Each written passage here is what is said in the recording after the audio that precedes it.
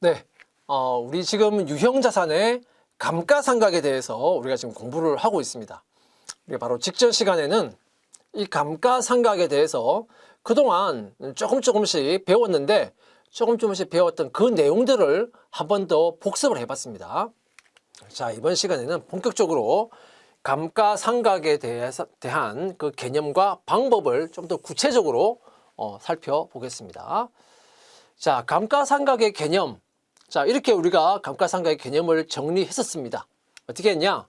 건물이나 비품, 기계, 차량 운반구 등과 같은 장기간 사용하는 유무형 자산에 대해서 감가상각을 한다.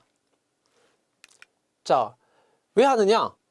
이렇게 장기간 사용하는 이런 자산들은 분명히 장기간 동안 사용하고 있음에도 불구하고 수량이 줄어드는 것도 아니고 형체가 소멸해버리는 것도 아니기 때문에 실제 사용은 하지만 얼마만큼 사용하는가 하는 것을 우리가 눈으로 확인하기가 어렵다.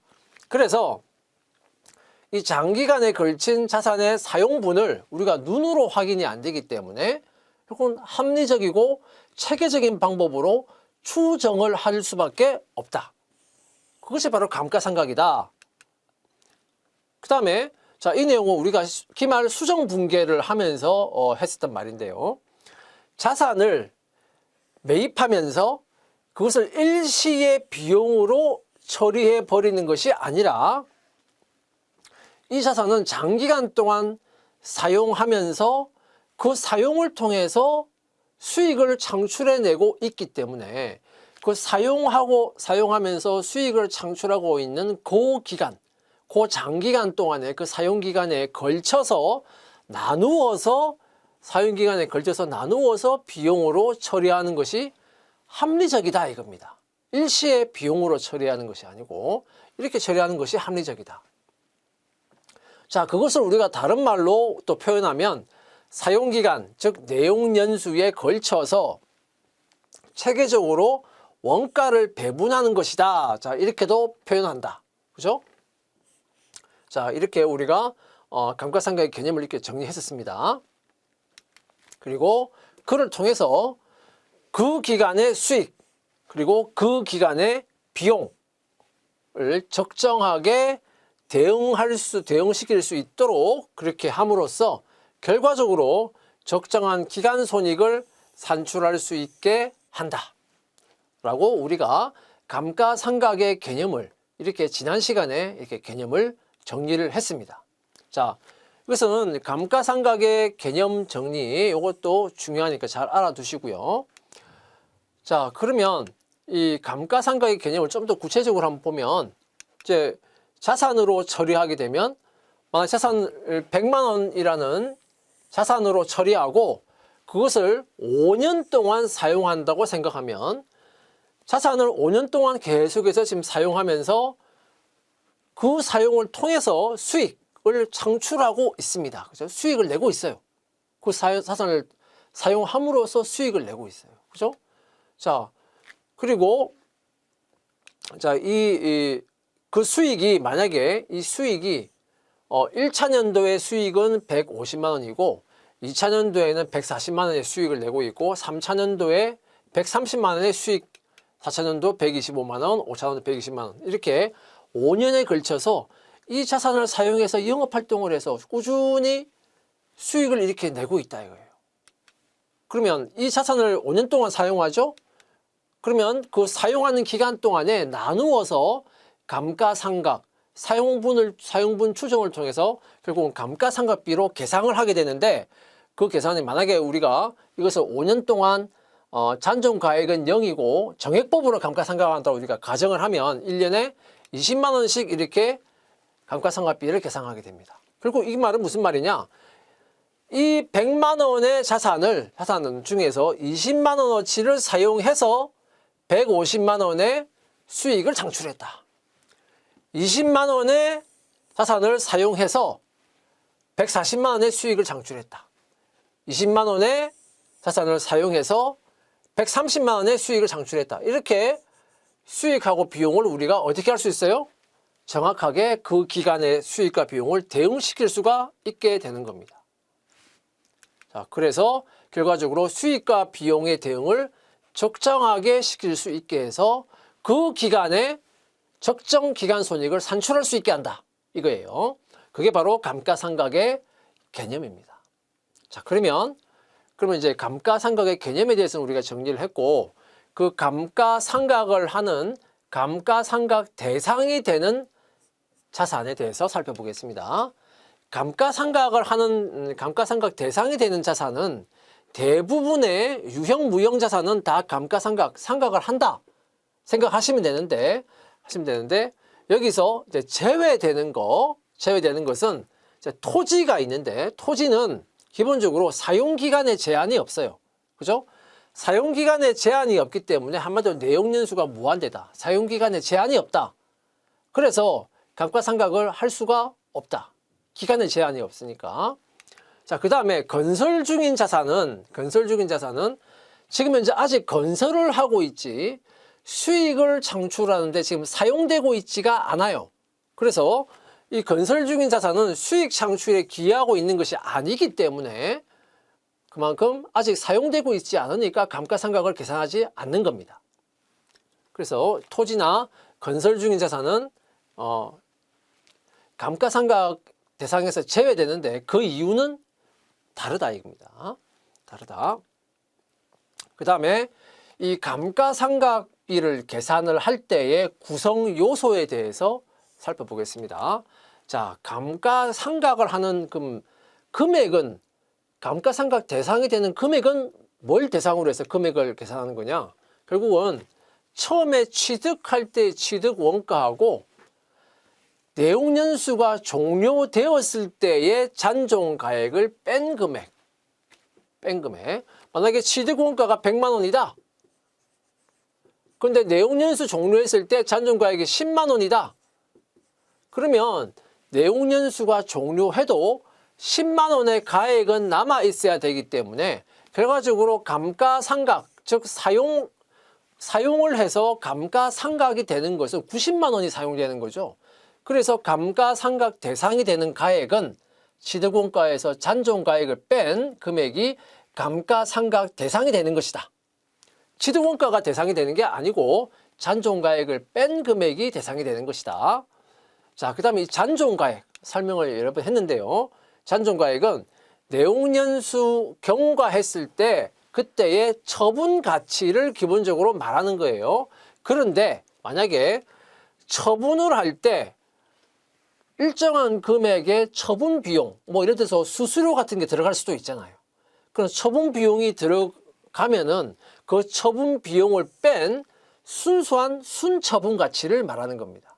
예를 들어서 내용연수 경과 후에 처분 가치가 10만 원이다. 그런데 그 처분을 하는데 수수료가 만 원 들어갈 것 같다. 그러면 결과적으로 처분을 해서 10만 원의 현금이 유입되는 것 같지만 수수료로 또 만 원이 나갔기 때문에 결과적으로 순수하게 처분을 통해서 들어오는 현금은 10만 원이 아니라 9만 원이죠. 그럼 이때는 잔존가액은 당연히 이 9만 원을 잔존가액으로 우리가 계산을 하게 되는 것이다 이겁니다. 내용연수 경과 후에 처분 가치에서 처분 비용을 뺀 순처분 가치를 우리가 잔존가액이라고 한다.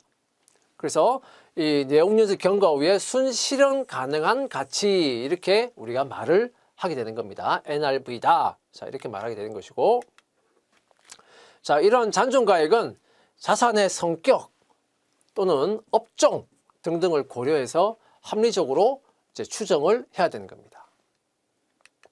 자, 그 다음에 내용연수라고 하는 것은 사용할 것으로 예상하는 기간입니다. 사용할 것으로 예상하는 기간인데, 자, 뭐 예를 들어서 기간일 수도 있고요. 물론 생산량을 내용연수로 할 수도 있습니다. 특히 이제 생산량 비례법이다. 뭐 그러면은 생산량 같은 것을 그렇게 쓸 수도 있지만 일반적으로 내용연수라고 하는 것은 기간을 의미하는 겁니다. 기간을 의미하는 겁니다. 자, 그러면 이런 내용연수는 물리적 요인이나 또는 경제적 요인을 모두 고려해서 당연히 합리적으로 추정을 해야 됩니다. 다 이건 추정을 하는 거예요. 왜 추정이냐? 이건 다 미래에 대한 일이잖아요. 내용연수 5년 동안 사용한다. 이것도 미래의 일이기 때문에 합리적으로 지금 현재로서는 추정을 할 수밖에 없어요. 그렇죠? 잔존가액 추정을 할 수밖에 없어요. 미래의 일을 100% 완벽하게 우리가 알 수는 없습니다. 그렇죠? 그래서 합리적으로 우리가 추정하는 것이다. 자, 그 다음에 감가상각 방법이 나오는데 감가상각 방법에는 이제 바로 뒤에서 이어서 보겠습니다. 자, 이제 구체적으로 감가상각 방법을 보겠습니다. 자, 그러면 먼저 우리가 감가상각비를 계산하는 구조를 한번 볼게요. 구조. 감가상각비는 어떻게 계산하는 거냐? 기준이 되는 금액에다가 곱하기 상각을 위한 상각률을 곱해서 감가상각비를 계산합니다. 기준이 되는 금액에다가 상각률을 곱해서 감가상각비를 계산한다. 자, 이제 구조가 이렇게 짜여져 있어요. 그럼 여기서 기준 금액은 뭐냐? 기준 금액은 자, 첫 번째 취득 원가에서 잔존 가액을 뺀 금액. 우리 앞에서 감가상각 대상 금액이라고 했잖아요. 자, 그 취득 원가에서 잔존 가액을 뺀 이 금액을 기준으로 할 경우. 자, 그러면 이 금액은 어때요? 취득 원가도 딱 정해져 있죠. 취득 얼마에 취득했다. 잔존가액 합리적으로 추정해서 딱 정합니다. 그러면은 취득 원가 빼기 잔존가액이라는 이 금액을 기준으로 한다는 것은 결국은 기준 금액이 딱 고정되어 있다, 정해져 있다 이 말이에요. 자, 이 경우에는 상각률이 어때요?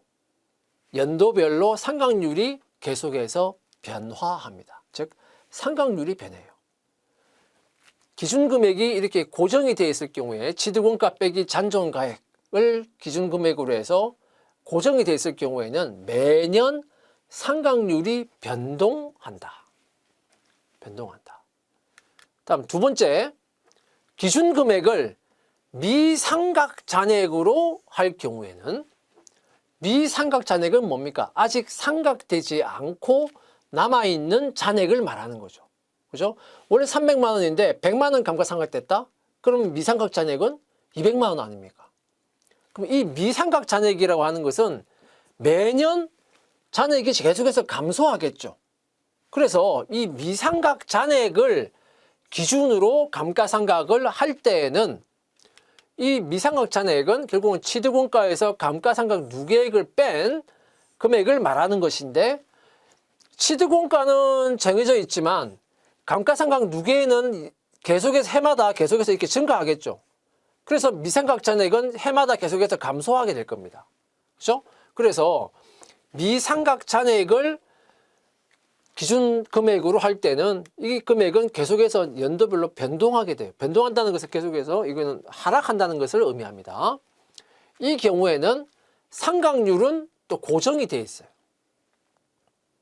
고정이 되어 있습니다. 자, 이런 경우가 있고요. 그 다음에 마지막에는 여기에 첫 번째에 해당하는 방법이 바로 연수합계법 그리고 생산량 비례법. 자, 이런 방법은 요 위에 방법에 해당하는 겁니다. 연수합계법, 생산량 비례법 이런 방법은 여기에 해당한다 이거예요. 여기에. 그다음에 요 밑에 미상각 잔액을 기준으로 할 경우에 기준 금액이 계속해서 하락하고 있기 때문에 상각률은 고정시키는 이 방법, 여기에 해당하는 방법이 바로 정률법하고 이중체감법이에요. 이중체감법, 정률법, 이중체감법 두 가지 방법입니다. 자, 그러면 한 가지 남은 게 있죠. 정액법은 어떤 거냐? 취득원가 빼기 잔존가액해서 자, 이걸 기준으로 하니까 기준 금액도 고정이 돼 있고, 다음에 상각률도 내용연수분의 1로 해서 상각률도 딱 정해져 있는 거예요. 그래서 기준 금액도 고정이 되어 있고 상각률도 딱 고정이 되어 있는, 정해져 있는 이 방법이 바로 여기에 해당하는 게 바로 정액법입니다. 정액법이에요. 자, 그래서 여러분들 다시 한번 정리해 보면, 자, 정액법은 기준이 되는 금액은 취득원가에서 잔존가액을 뺀 금액이 기준이 되고, 상각률은 내용연수분의 1이 바로 상각률입니다. 여기 N이라고 하는 것은, 여기 N은 내용연수를 말하는 겁니다. 내용연수를 말하는 거예요. 4년이면 4분의 1, 5년이면 5분의 1, 이렇게 상각률이 딱 정해져 있는 거예요. 자, 그 다음에 연수합계법은 연수합계법과 생산량 비례법이라고 하는 것은 기준금액은 취득원가 빼기 잔존가액으로 딱 정해져 있습니다. 딱 고정되어 있어요. 기준금액이. 상각률은 연수합계법은 내용연수의 합계분의 자녀 내용연수가 상각률입니다. 무슨 말이냐? 만약에 내용연수가 4년이다. 내용연수가 4년이다. 그러면은 내용연수의 합계라고 하는 것은 1, 2, 3, 4 하면은 합계가 얼마입니까? 합계가 10이죠. 합계가 10입니다. 그죠? 10입니다. 그러면은 첫 번째 해는 어떻게 한다고요? 첫 번째 해는 내용연수의 합계 10분의 자녀 내용연수 4. 그 다음 해에는 합계분의 자녀 내용연수 3. 그 다음 연도에는 10분의 2. 이런 식으로, 자, 내용연수의 합계분의 자녀 내용연수로 상각률이 어떻게 돼요? 매년 10분의 4, 10분의 3, 10분의 2 이렇게 상각률이 변동하게 되죠. 이 금액은 고정이 되어 있고 상각률은 매년 변하게 됩니다. 생산량 비례법은 총 추정 생산량분의 당기 생산량으로 해서, 총 추정 생산량은 이건 정해져 있지만 당기 생산량은 매년 변할 수 있잖아요. 그죠? 그러니까 이것도 역시 상각률이 매년 변하게 되는 겁니다. 두 가지 방법은. 자, 그 다음에 정률법하고 이중체감법은, 자, 정률법과 이중체감법은 기준이 되는 금액은 미상각 잔액이에요. 그래서 취득원가에서 감가상각 누계액을 뺀, 자, 미상각 잔액이 기준이 되는 금액이 된다 하는 것이고, 그럼 상각률은, 정률법은 말 그대로 이거는 정률, 딱 비율을 딱 정하고 있는 거죠. 그래서 정률, 비율을 딱 정하고 있는 하나의 비율이 있습니다. 자, 이 비율은 어떻게 정하느냐 하는 것은 좀 이따 살펴보기로 하고요. 자, 비율 딱 정해져 있어요. 고정되어 있어요.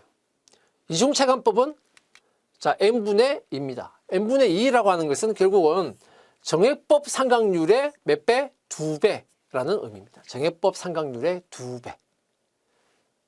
자, 이렇게 감가상각을 하게 된다 이겁니다. 하게 된다. 이렇게 정리를 하시고, 다음 이제 예제를 한번 보겠습니다.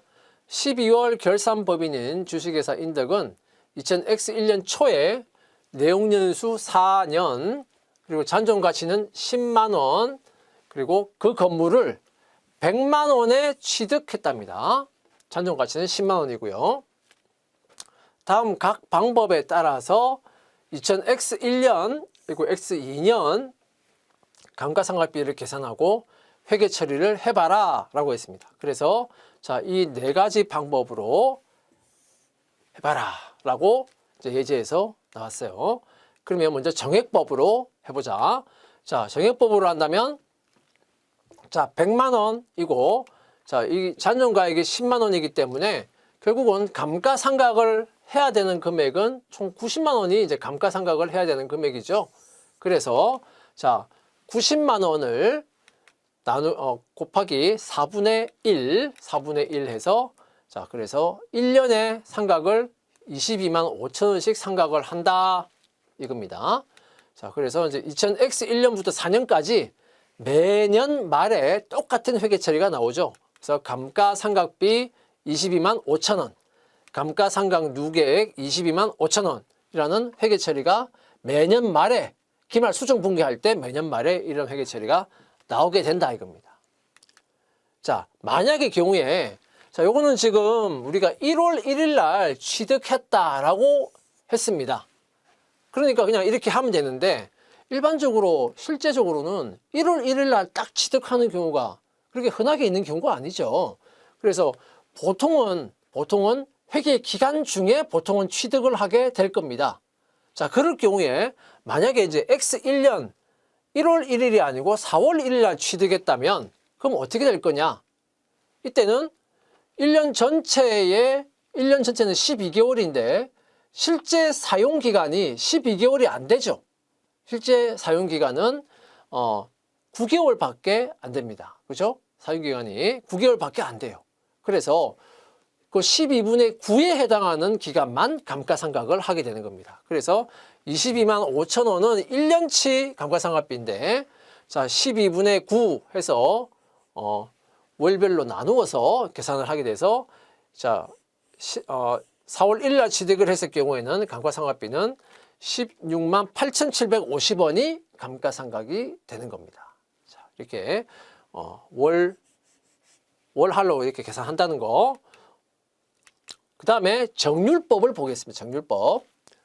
정률법을 보겠습니다. 자, 100만 원에 취득을 했고 자, 잔존 금액이 10만 원입니다. 그러면 자, 이렇게 생각해 봐요. 4년 동안 사용해서 사용하고 또 사용하고 또 사용하고 또 사용을 하니 얼마가 남았다? 10만 원 남았다 이거 아닙니까? 그죠? 4년 동안 사용을 하니까 마지막에 남은 금액이 10만 원이더라 이 말이거든요. 그러면 이걸 만약에 똑같은 비율로 계속해서 사용을 한다면 똑같은 금액이 아니고 똑같은 비율로 계산을 한다면 이 비율은 몇 퍼센트가 나올까 이거예요.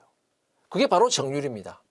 그러면 자, 이렇게 첫 번째 연도에 100만 원이었는데 일정 비율만큼 사용해서 금액이 줄어 있겠죠? 그 다시 또 줄어들어 있는 그 금액에서 일정 비율만큼 사용해서 또 줄어들어 있겠죠? 또 일정 비율 또 사용해서 금액이 또 줄어들어 있을 것이고 그 금액을 다시 또 일정 비율만큼 사용하니까 마지막에 10만 원이 남아 있는다.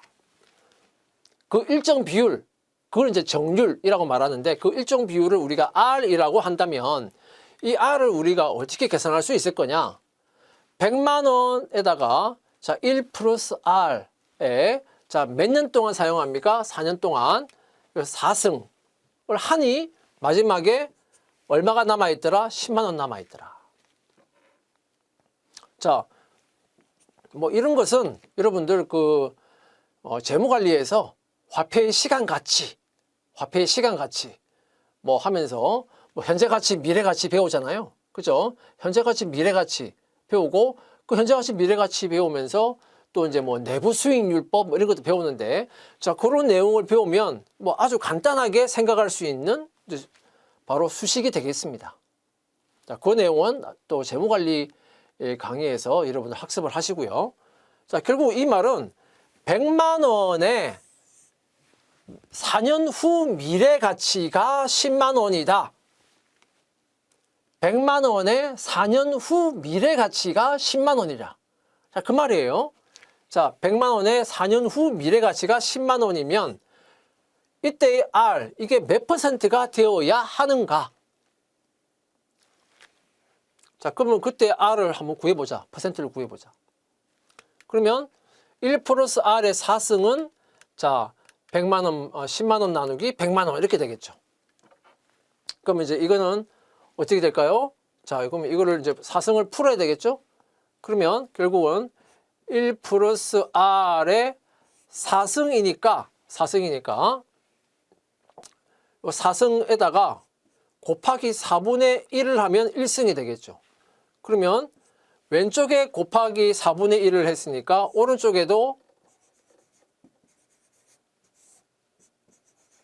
100만 원 분의 10만 원에도 역시 4분의 1승이 되는 겁니다. 그렇죠? 그러면은 결국은 1 플러스 R은 요거는 1승이 되겠죠. 1 플러스 R 이꼴 100만 원 분의 10만 원의 4분의 1승이에요. 그 4분의 1승이 바로 이렇게 표시되는 겁니다. 100만 원 분의 10만 원. 요거는 4분의 1승이 되는 겁니다. 4분의 1승. 그래서 자, 이렇게 계산하면 결국 R은 어떻게 구할 수 있냐? 자, 100만 원 분의 10만 원의 4분의 1승입니다. 4승근 빼기 1 이렇게 구할 수 있는 겁니다. 자, 이렇게 계산된 게 이 R이 바로 정률이에요. 이 R이 바로 정률입니다. 자, 그러면 이 R은 결국은 마이너스가 나오겠죠? 마이너스가 나오는 게 당연하죠. 그죠? 왜 마이너스가 나오는 거냐? 금액이 계속해서 줄어들어야 되는 거기 때문에 금액이 계속해서 줄어들어서 그래서 마지막에 100만 원이 10만 원이 돼 있어야 되니까 당연히 이 비율은 마이너스가 나올 수밖에 없는 거예요. 비율은 마이너스가 나올 수밖에 없는 겁니다. 그죠? 자, 비율은 마이너스가 나온다. 그런데 우리가 회계에서는 이 정률을 말할 때 마이너스란 말은 하지 않아요. 그죠? 왜? 어차피 회계 처리하면서 자산이 감소되는 거잖아요. 회계 처리하면서 감가상각비라는 비용을 계산하면서 감가상각 누계액을 계산하고 간접적으로 자산을 계속해서 차감시켜 나가는 거기 때문에 회계 처리하면서 마이너스를 시킨다 이거예요. 그래서 보통 정률을 말할 때는 마이너스 표시까지는 우리가 말하지 않는다. 자, 그렇게 여러분들이 이해를 하시면 되겠습니다.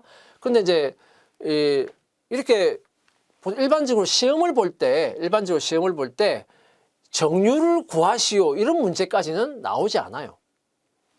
이 정률을 구하려면 이 유를 구하려면 그럼 이런 계산까지 다 해서 비율을 계산을 해야 되기 때문에 일반적으로 시험을 낼 때 시험에서는 이 R 정률은 몇 %라고 그냥 문제에서 주어집니다. 근데 그 정률이라고 하는 것은 결국은 이렇게 계산이 돼서 나오는 것이다 이겁니다. 그 원리를 여러분들이 아시면 되겠다. 시험에서는 이 비율을 계산한 것까지는 일반적으로 잘 내지는 않는다. 자, 그러면 이걸 계산하면 마이너스 43.8% 이렇게 나옵니다. 그러면 이제 문제에서는 정률은 43.8% 이렇게 보통 말을 하지 마이너스까지는 말하지 않는다 이거예요. 어차피 회계 처리하면서 마이너스를 시키는 거니까. 자, 그러면 첫 번째 연도는 이렇습니다. 먼저 X1년도에는 미상각 잔액은 100만 원이에요. 그죠? 아직 상각을 안 했어요. 첫 번째 연도니까. 거기다가 43.8% 하면은 43만 8천 원만큼이 감가상각비가 나옵니다. 그죠? 그러면 감가상각비는 43만 8천 원, 누계액은 43만 8천 원 대변 이렇게 처리하고 만약에 이 경우도 역시 회계 기간 중에 4월 1일 날 만약에 취득을 했다면 역시 이 경우도 마찬가지로 앞에서 우리 정액법에서 본 것처럼 12분의 9만큼만 감가상각을 하면 되겠습니다. 그러면 이 경우에는 32만 8,500원을 감가상각 해야 되는 겁니다. 자, 그 다음에 X2년도에는 어떻게 처리할까? 자, 100만 원이었는데 먼저 감가상각을 43만 8천 원만큼을 감가상각했죠. 그러니까 43만 8천 원 감가상각한 거를 빼주면 그러면 아직 생각되지 않은 금액이 나올 것이고 그 금액에다가 이 비율을 또 곱해주는 겁니다. 똑같은 비율을 또 곱해주는 거예요. 그러면은 24만 6,156원 이렇게 나옵니다. 그러면 자, 이것을 우리가 다시 한번 요렇게 계산한 것을 다시 한번 정리를 해볼게요. 어떻게 하는 거냐? 100만 원 곱하기 43.8%죠. 빼기 43만 8천 원 곱하기 또 43.8%죠. 자, 이렇게 하면 이게 나온다 이 말 아닙니까? 그죠? 그러면 이 100만 원 곱하기 43.8% 이게 얼마입니까? 43만 8천 원을 말하는 거죠. 빼기 그리고 이걸 정리하면 43만 8천 원 곱하기 1 마이너스 0.438 이렇게 정리가 됩니다. 그럼 이거는 결국 어떻게 하면 되는 그 다음 해부터는 어떻게 하면 되는 거냐? 자, 이게 바로 직전 연도의 감가상각비에다가 곱하기 1 마이너스 상각률을 하면 그러면 당해 연도의 감가상각비를 계산할 수 있다. 이렇게 우리가 요거를 정리해서 그 정률법에 의한 감가상각비를 계산할 때 자, 이런 방법으로 하면은 좀 더 쉽게 계산할 수 있겠다 하는 겁니다. 물론 회계 기간 중에 처리를 할 때는 회계 기간 중에 감가상각을 했을 때는 여기서 조금 이제 변형을 시켜야 됩니다. 자, 그래서 이 경우에는 감가상각비 24만 6,156원, 다음에 감가상각 누계액 24만 6,156원 이렇게 X1년, X2년 이렇게 회계 처리가 될 겁니다. 자, 요렇게 하는 방법은 정률법처럼 이중체감법도 자, 이런 방법으로 할 수 있어요. 이게 좀 이따 설명하기로 하겠습니다. 그다음에 연수합계법으로 보겠습니다. 연수합계법은 자, 우리 앞에서 봤지만 기준금액이 딱 정해져 있습니다. 자, 100만 원에서 잔존가액 10만 원, 기준금액이 딱 90만 원으로 정해져 있어요. 자, 그러면 상각률은 어떻게 하는 거냐? 자, 앞에서 봤지만 자, 내용연수가 4년이니까 내용연수의 합계라고 하는 것은 1 더하기 2 더하기 3 더하기 4 해서 10년. 이게 이제 내용연수의 합계를 말하는 거예요. 합계를 말하는 겁니다. 그래서 내용연수 합계분의 잔존 내용연수. 첫 번째 해니까 지금 4년이 남았죠. 그러니까 10분의 4. 그러면 36만 원 이렇게 계산할 수 있겠습니다. 그 다음에 감가상각비는 36만 원, 감가상각 누계액은 36만 원 이렇게 계산되는 거고요. 이것도 역시 마찬가지로 회계 기간 중에 처리를 취득을 했을 때는 역시 월할로 이렇게 12분의 9 해서 계산할 수 있습니다. 그 다음에 X2년도에는 또 어떻게 하는 거냐? 기준금액은 딱 90만 원으로 정해져 있어요. 두 번째니까 이제 10분의 3이죠. 10분의 3. 이제 잔존 내용연수가 이제 3년 남은 겁니다. 그래서 10분의 3을 곱하는 것이고 27만 원 이렇게 계산되고요. 그래서 감가상각비 27만 원, 누계액 27만 원 이렇게 계산이 되겠습니다. 자, 여기서 아까 앞에서 나왔던 정률법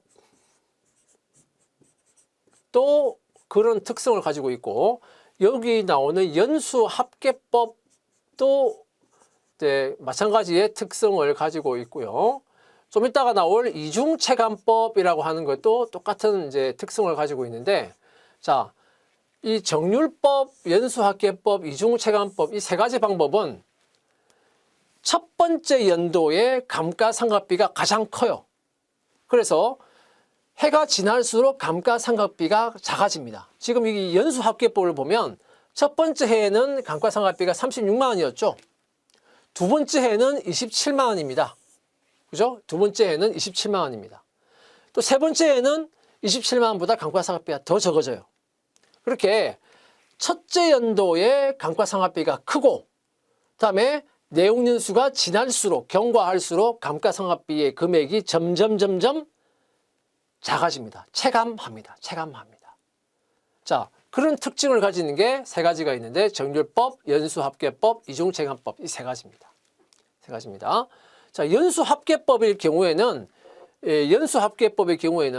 이 비율 자체가 10분의 4, 10분의 3, 10분의 2, 10분의 1 비율 자체가 작아지죠. 그래서 이런 현상이 나타나고요. 그다음에 이 정률법이나 이중체감법의 경우에는 상각률은 딱 정해져 있는데 미상각 잔액에다가 곱하니까 미상각 잔액은 해마다 자꾸 그 잔액이 작아질 거 아니겠습니까? 그러니까 미상각 잔액 금액이 작아지면서 이런 현상이 발생하는 겁니다. 그래서 어쨌든 이 세 가지 방법은 첫 번째 연도의 감가상각비가 가장 크고 내용연수가 경과할수록 감가상각비가 점점 체감한다.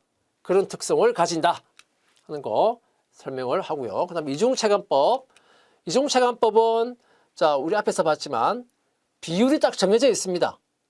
정액법 상각률의 2배. 그러니까 n분의 2가 상각률입니다. 그죠?